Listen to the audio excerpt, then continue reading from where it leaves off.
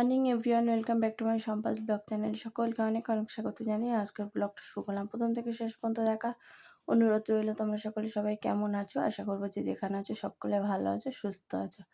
এই যে দেখো, চাউমিন করেছি সকালে আর একজনকে খেতে দিয়ে গেছি। এর খাওয়া দেখলে না মনে হয় ধরে ফিরাই, আর কিচ্ছু না, শুধু মনে হয় আচ্ছা করে ধোলাই দিই, যেন ইচ্ছা করছে না। দেখো মুখে তুলছে, দেখো একটা চাউমিন খাচ্ছে, এত বড় মেয়ে, 15 বছর বয়স।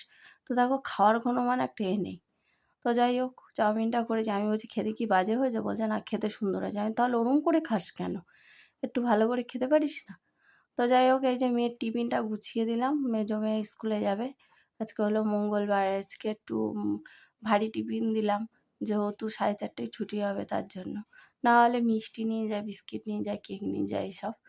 তো আর দেখো খাচ্ছে আর কেমন করছে। আমি আর একবার জিজ্ঞেস করলাম, কী রে তোর খেতে ইচ্ছা করছে না? বলছে না না, ইচ্ছা হচ্ছে।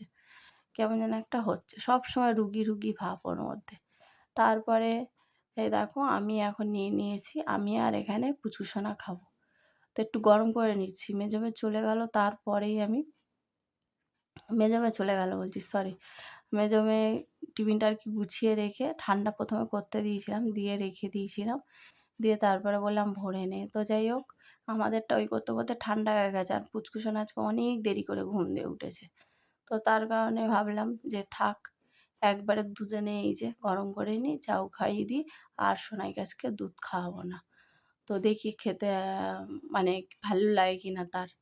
কারণ ও চাউমিন খায় দোকানের, আমি কিন্তু ঘরে বানানো যখন বানিয়েছি তখন মানে সেরকমভাবে ও খায়নি। কিছু না কিছু ধরো আগে খেয়ে নিই, যে পেটটা ভরে গেছে তখন বলবে। তো যাই হোক, আমি আছে বানিয়েছি একদম সাদামাটা, একটু হলুদ ফলুদ দিয়ে বানিয়েছি। যদি এতে একটু বাদাম দিতাম ভালো হতো। আর আমার চাউমিন এই মানে চাউমিনে ইচ্ছা হলো না ডিম দিতে, তাই দিলাম না। তো নর্মালি করলাম। তো তারপরে এই যে দেখো খেয়ে দিয়ে এই যে বসে আছে, পড়তে বসেছে, খেয়েছে আর চলে গেছে। পরীক্ষা চলছে কোচিংয়ের, তাই আর কিছু বলার নেই।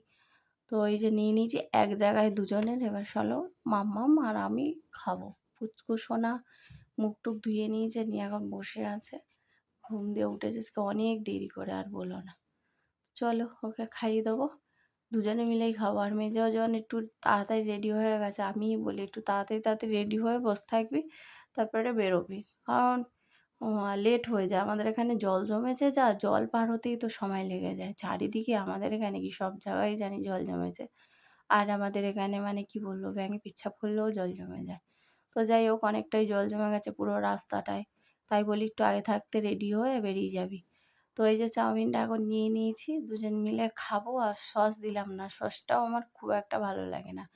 তারপরে এই যে ঝিরিঝিরি বৃষ্টি পড়ছে। আমি প্রথমে বললাম রেনকোটটা পরিস না, সত্যি বৃষ্টিটা হলো না। পরে চলে যাওয়ার পরে দেখি বৃষ্টিটা হলো না। কিন্তু বড় মেয়ে বলছে, তুমি রেনকোট পরতে বারণ করছো, যদি রাস্তায় নেমে যাই কী করবে? তো আমি বললাম ঠিক আছে, তাহলে পরে নে রেনকোটটা। তো যাই হোক, এখন পরে নিল রেনকোটটা। আর এই যে বড় মেয়ে এখন এগিয়ে দিয়ে আসবে। আর ও কী যেন একটা বলছিল, বুঝতে পারছি না। ও আমি বললাম একটু রাস্তাঘাট খারাপ, তো একটু ধরে বসিস জেঠুকে। কারণ ওই দাদা আগে টোটোতে করে নিয়ে যেত, টোটোটা ভাড়ায় দিয়ে দিয়েছে, এখন স্কুটিতে করে নিয়ে যায়। আর কী করবো বলো, আমাদের এখনও প্রবলেম। মাম্মামকে নিয়ে কি করে আমি ওকে দিয়ে আসা নিয়ে আসা করবো, তার কারণেই। তো বুঝতেই পারছো 3টে বাচ্চা থাকলে কতটা প্রবলেম হয়, কার কোনটা করব। এ মানে টিউশন আছে বলেই আমার প্রবলেম হচ্ছে, নাহলে অসুবিধা হতো না। তো যাই হোক, ওই জন্য আমি ওকে বলেছে যে উনি যখন মানে এই টোটোটা ভাড়া দিয়েছে, বলেছে যে আমি এই টোটো ভাড়া দিয়েছি, আমি স্কুটিতে করে নিয়ে যাব, যে যাবে যাবে, নাহলে ছেড়ে দেবে। তো যাই হোক, আমাদের আর কি করার আছে বলো, কে যা নিয়ে যাবে। বললাম ঠিক আছে। বরমশাই বলে ঠিক আছে, ওই স্কুটিতে করেই নিয়ে যাবেন। কিন্তু বৃষ্টি বাদলে এত অসুবিধা হয় না বন্ধুরা, রাস্তাঘাট ভেঙে চুরে জলে খুব বাজে অবস্থা। আগের দিন গেলাম তো আমি দেখলাম। তো যাই হোক, মেয়েকে তাই সেটাই বলছিলাম, একটু ধরে বসবি জেঠুকে। তো বলছে হ্যাঁ। আর এখানে দেখো গুছিয়ে টুছিয়ে নিলাম, বিছানা টিছানা, খাওয়া তো হয়ে গেছে।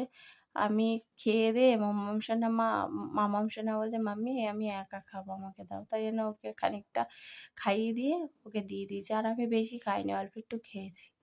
তো আমার সকালে জানি না টিফিনের চাউমিনটা খুব একটা পছন্দ না। এটা ঠিক আছে বিকেলবেলা যদি করতাম, সন্ধ্যাবেলা বা বিকেল ঠিক আছে। কিন্তু সকালে আমার যেন কেমন লাগে চাউমিনটা খেতে।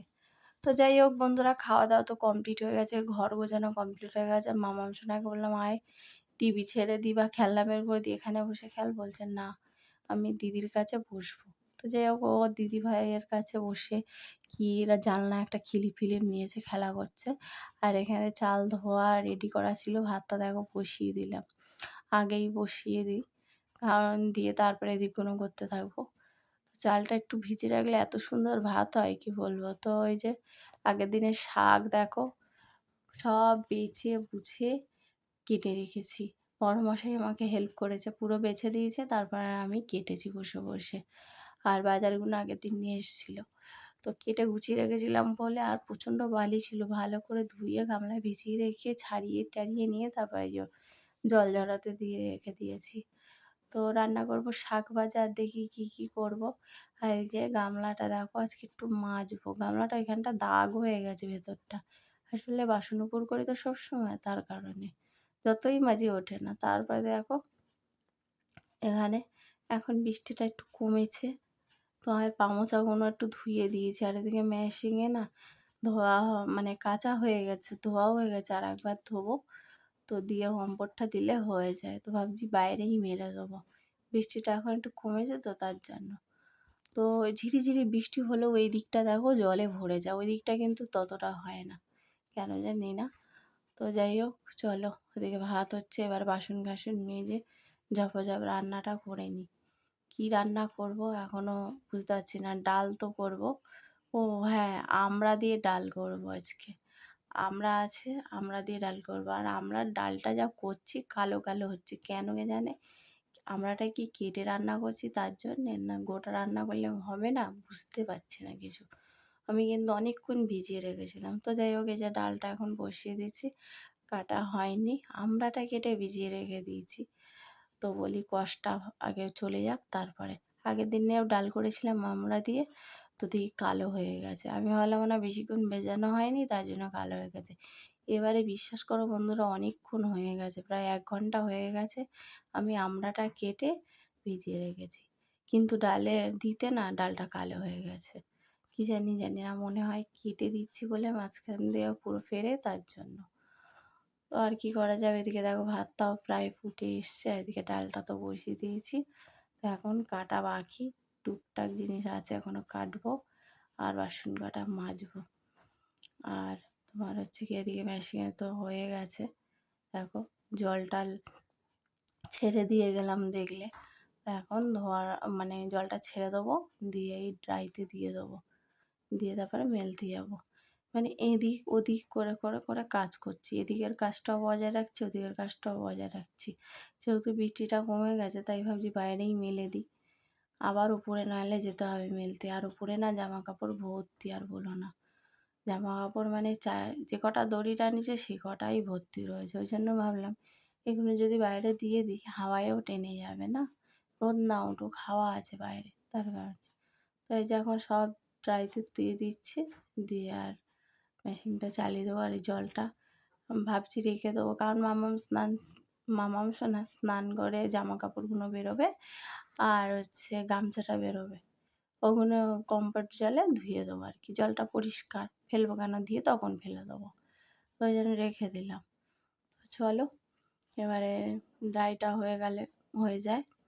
এইভাবে আমাকে ছুটে ছুটে কাজ করতে হবে। প্রথমে দেখলে ঘরটা গুছিয়ে এলাম, তারপরে এদিকের কাজটা। আর মেশিনটা মানে ডিস্টার্ব করছে প্রচণ্ড, আর বলো না। তো যাই হোক, যে এই মেশিন খারাপ হয়ে গেলে ঠাকুরের কাছে ডাকি আর ২ বছর চলুক, তাহলে একেবারে ওপরের মানে ছাদে একটা নতুন ওয়াশিং মেশিন কিনবো, তখন ছাদে নেবো। আর এই বারান্দায় কোনো ওয়াশিং মেশিন রাখবো না, কারণ ছাদে কল টল সব করে দিয়েছে। ছাদে তাহলে কী হবে, ওয়াশিং মেশিন রাখলে জামা কাপড় নিয়ে মেলাও যাবে, আর আসতে হবে না, এদিক ওদিক করতে হবে না। হ্যাঁ, একটু কষ্ট করে আমাকে নিয়ে যেতে হবে জামা কাপড়গুলো, আর কিচ্ছু করার নেই, যেতে হবে নিয়ে যেতে হবে। আর তারপরে দেখো এদিকে সোনাইকে আবার স্নান করিয়ে দিয়েছি, দেখলে ওদিকে ভাত আর ডাল হচ্ছিলো, তাই ভাবলাম জামা কাপড়গুলো হয়ে গেছে, এই ফাঁকে একটু সোনাইকে স্নান করিয়ে দিই। স্নান করে দিয়েছি, মাথার চুলটা বেঁধে দিয়েছিলাম জানো তো বন্ধুরা, একটা শুকনো দিয়ে বেঁধে রেখেছিলাম মোছানোর পরে। বলছে মাম্মি মাম্মি আমার শুকিয়ে গেছে চুল। তো আমি বলছি ঠিক আছে দাও খুলে দিই। তো যাই হোক খুলে দিয়েছি, দিয়ে আর এদিকে তোমার হচ্ছে গিয়ে দেখো আকাশটা কালো করে আসছে, ভাবছি মেলবো কি না। তো আমি চুল আজড়াতে গেছি, দেখি মেয়ে চুল আজড়াচ্ছে। যে তুমি চুল আজড়াতে পারো? বলে হ্যাঁ মাম্মি আমি পারি, তোমাকে করে দিতে হবে না। তো এইরকম আমি বলছি আমি একটু আঁচড়ে দিয়ে হেয়ার ব্যান্ডটা দিয়ে দিই। বলছে না আমি করে নেবো, আমি করে নেবো। তো যাই হোক দেখো ওখানে ডাল হয়ে গেছে, ফোড়নটাও দিয়ে দিয়েছি। আর এই যে পটল, আলু আর একটু বেগুন ভাজা হবে, ডালের সাথে খাওয়া হবে। আর হচ্ছে শাক ভাজা আর পাঁপড় ভাজা, এই রান্না করব। ইচ্ছা করছে না জানো তো বন্ধুরা, সব দিন না ইচ্ছা করে না রান্না করার জন্য। মনে হয় যেন যে একটু বসে থাকি বা অন্য কোথাও গিয়ে ঘুরে আসি, ঘরে আর ভালো লাগে না থাকতে আর কি। আর নিজের হাতের রান্নাও ভালো লাগে না, একঘেয়ে হয়ে গেছে। এই দেখো ডালটা দেখেছো কালো হয়ে গেছে, আর আজকে আমার কথাগুলো কেমন কে জানে খালি আটকে যাচ্ছে। তো প্লিজ কিছু মনে করো না, মানিয়ে নিও ঠিক আছে। আর বলো না ভয়েস দেবো কি, এত মাথা মানে কপালটা এত যন্ত্রণা করছে, আর বলার কথা নয়। যা হচ্ছে না সব এই চোখের জন্য হচ্ছে, চোখটাও দেখাবো দেখাবো করে হচ্ছে না। বড়মশাইয়ের এত কাজের চাপ, আমি তো জানোই ভালো করে একা কোথাও যাই না, যেতে হবে আমার শুধু আমার বড়মশাইয়ের সঙ্গেই সব জায়গায়। তো যাই হোক দেখি কবে সময় পাই, চোখের ডাক্তারটা দেখাতে হবে। আর আমি ভয়েস দিতে বসেছি, আমার চোখ দুটো যেন টেনে নিয়ে আসছে, কপাল ব্যথা করছে। তো কিচ্ছু করার নেই, কাজটা আমাকে করতেই হবে। তো দেখো রান্না কমপ্লিট, এদিকে লাস্টে না শুধু শাক ভাজাটা হচ্ছে। একদম সবার শেষে শাক ভেজে নিলাম। প্রথমে দেখলে যে ভাজছিলাম, ভাজাভুজিগুলো করলাম। ভাজাভুজি করার আগে ডালটা সোমবার দিয়ে নিয়েছিলাম, নিয়ে তারপর সব ভাজাভুজি করে নিয়েছি, নিয়ে তারপরে যেই তেল ছিল আরও তেল দিয়েছি, দিয়ে পাঁপড় ভেজে নিয়ে লাস্টে বা আর একটু তেল দিয়েছি, দিয়ে শাক ভাজাটা বসিয়ে দিয়েছি। আর লাল শাক খেতে আমার খুব ভালো লাগে, কিন্তু বর্ষাকালে না শাক খেতে ঘেন্না লাগে। ভালো লাগলে কী হবে, বড়মশাইকে বলে দিয়েছি এই বর্ষাকালে শাক আনবে না তুমি, শুধু পুঁই শাক ছাড়া, তাও পরিষ্কার পরিচ্ছন্ন দেখে নিয়ে আসবে, বা নোটের আটা এইগুলো সব টিপটাপ পরিষ্কার থাকলে আনবে, নাহলে আনবে না। আমার প্রচণ্ড পরিমাণে ঘেন্না লাগে বন্ধুরা। তো যাই হোক চলো, এই যে রান্না হয়ে গেছে, ডাল তোমার ওদিকে তো ভাজা হচ্ছে, শাক ভাজাটা, ওদিকে পাঁপড় ভাজা, আর ওদিকে ভাজা হয়ে গেছে আলু ভাজা, পটল ভাজা। তো পটল ভাজা খেতে চায় না, বেগুন ভাজা খেতে চায় না, তাই জন্য একটু আলু গোল গোল করে ভেজেছি। আর মেয়েকে এখন বললাম এই ওঠ ওঠ, আবার পরে এসে বসবি, চল খেতে চল। তো সেটাই আর কি বলছি। আর আমার পুচকু সোনা আমাকে এসে একবার বললো মাম্মি রান্না হয়ে গেছে। আমি বলছি হ্যাঁ। এই কথাটা যদি বলি হয়ে গেছে তাহলে কি বলবে, তাহলে খেতে দেবে? আমি বলি হ্যাঁ। তো কী করবে জানেন, জলের বোতল এইসবগুলো নিয়ে যাবে। ওর মেজ দিদি যেগুলো করে সেগুলো, ওর মেজ দিদি তো স্কুলে গেছে, তার কারণে ও এই কাজগুলো করবে। নুনের কৌটো কী কী আর লাগে। হ্যাঁ দেখো এখনও দেখলাম বৃষ্টিটা হচ্ছে না, সেই থেকে পরিষ্কার রয়েছে। তা ভাবলাম থাক দরজাটা খোলা, আর জামা কাপড়গুলো মেলা রয়েছে, আর তাড়াতাড়ি খেয়ে দিয়ে না বাইরেটা একটু ঝাড়ু দেবো। আর বলো না বর্ষাকালে ঝাড়ু না দিলে না পাতা পড়ে এত ভর্তি হয়ে যাচ্ছে ফুল গাছের, কী বলবো। তারপর সোনাইকে বললাম তোলো মা খেতে দেবো। দেখো ভালো একটা খাতা নিয়ে বসে বসে ড্রয়িং করছে, পুরো ভালো খাতা বন্ধুরা, এইটা লেখার খাতা। ওরা দেখে না আর এই করে জানো তো, চোখের সামনে বসে আছে, একটু দেখবে না বোন কি খাতা বের করে আনছে না আনছে। এবার ওর বাপি এই কারণে রেগে যাবে যে তোদের এই খাতা এনে দিয়েছে, কোথায় যাচ্ছে খাতাগুলো, একটু তো দেখবে। আমি বলেছি খাতা যেগুলো লাগে না পুরনো পুরনো খাতা দিবি। তো যাই হোক বন্ধুরা এ দেখো চলো, এখন সন্ধ্যা হয়ে গেছে, সন্ধ্যা হয়নি, বাইরে দেখতে পাচ্ছ বিকেল ওই 6:25 মতন বাজে। আর সোনাই এই জাস্ট ঘুমালো, আর বললো না ঘুমায়নি। ওকে যদি শোয়াই এই ঘরে, ওই ঘরে গিয়ে এরকম বদমাশি করে। তো বদমাশি করে তো মাম্মাম, তার জন্য ঘুম দিয়ে উঠে যায় বারবার। তার কারণে আমি বললাম ঠিক আছে আমি কাজ সেরে নিই, আমি তোকে নিয়েই শোবো, ও আমাকে ছাড়া একদম শোয় না। আর ওর বদ্দির কাছে বললাম গিয়ে বড় মেয়েকে যে মাম একটু বোনকে নিয়ে শোবা, ও আর শোনে না, সে ঘুমায়নি। যাই হোক জ্বালাচ্ছিল, তারপরে দেখি মেয়েকে নিয়ে আসলাম, মেয়েকে শোয়ালাম, ঘুমিয়ে পড়েছে। তাই ভাবলাম একটু শুয়ে নিই, ডেকে দেবো তাড়াতাড়ি, নাহলে আবার রাত্রে দুষ্টুমি করবে। তো ওই জন্য ভাবলাম সেই ফাঁকে তোমাদেরকে দেখিয়ে নিই মেলা থেকে কী কী কিনেছি। আর আমিও দেখিনি এসে এরকমই রেখে দিয়েছি যা যা কিনেছি। তো দেখো এই একটা মানে পাখা নিয়েছে বড় মেয়ে। এই পাখাটা স্কুলে বলছে নিয়ে যাবো, খুব গরম লাগে, সবাই দেখি বন্ধুরা নিয়েছে তাই ও আমি তখন বললাম এরম পাখা তো নিয়ে এসছে তোর বোন, তখন কিনতে পারলি না? চাকলায় গেছিলাম যখন আর মেজো মেয়ে একটা কিনেছে। চাকলায় যা কিনেছি সেটাও তোমাদের সঙ্গে আর শেয়ার করা হয়নি, বলো না, রাখা আছে, থাক পরে এক সময় দেখিয়ে দেবো ভিডিওতে। তো আর এই দেখো দুটো বাটি কিনেছি। এই বাটি আরও দুটো কিনেছিলাম, মাকে দিয়ে এসেছি দুটো, কারণ আমার মাও কিছু না কিছু কিনলে দিতে থাকে, তার কারণে মাকে দুটো বাটি দিয়েছি। আর 6টা কাপ, তোমার 100 টাকা নিয়েছে। 6টা কাপের মধ্যে আমি 3টে কাপ নিয়েছি, মাকে 3টে কাপ দিয়েছে। আর এই দেখো কাচের একটা শিশি। আর বলো না, এখন তো মেলার শেষের দিকে গেছি, এই শিশিগুলো আর পাইনি, তার জন্য এই একটাই পেয়েছে। আমি জিজ্ঞেস করলাম আর নেই, বলছে না। এই শিশুগুলো আরও খুঁজেও দেখলাম অন্য দোকানে, পাইনি, সব বড় বড়। আমি ছোট্ট ছোট্ট খুঁজি কাজু বাদাম টাজু বাদাম রাখার জন্য, তার কারণে। আর এই দেখো কাচের গেলাস নিয়েছি 4টে। কাচের গ্লাসেরও দরকার ছিল, আছে যেগুলো একটু ছোটো ছোটো যে গেছে, আর বলো না, আর ব্যবহার করতে হবে। তার এই জিনিসটা কেনার খুব ইচ্ছা ছিল, ওই যে ফোড়ন টোড়ন দেয় বা ডালে, তোমার ডালে হঠাৎ করে না অনেক সময় ভুলে যাই আমরা ফোড়ন দিতে, তখন এই জিনিসটা দিয়ে ব্যাস ওর মধ্যে দিয়ে দেওয়া হয়ে যায়। আর এই যে এইটা কিনেছে আমার বড়মশাই কাচের। আর হচ্ছে গিয়ে দেখো এই যে 3টে কাপ, আর মাকে 3টে দিয়ে এসেছি, বললাম 100 টাকা নিয়েছে 6টা কাপ। এই কাপ 3টে আমি নিয়েছি, আর মাকে দিয়েছি 3টে অন্য কালার, মাকে দিয়েছি হচ্ছে আকাশি কালারের মধ্যে, আর আমি নিয়েছি হলুদ কালারের মধ্যে। আর এই যে এখানে প্লেট কিনেছি, দেখো এই জলখাবার টলখাবার খাওয়ার জন্য প্লেট কিনেছি 4টে। তো এই যে সুন্দর গো। আর একটা খুব সুন্দর পছন্দ হয়েছিল, আর বললো না, দেখলাম কি ফাটা ফাটা রয়েছে। পাশে যে কিনছিল সেও বলছে দেখো যেগুলো পছন্দ হয় সেগুলোই ফাটা। আমি যে হ্যাঁ হ্যাঁ, লোকে দেখে তো দুমদাম করে রেখে দেয়।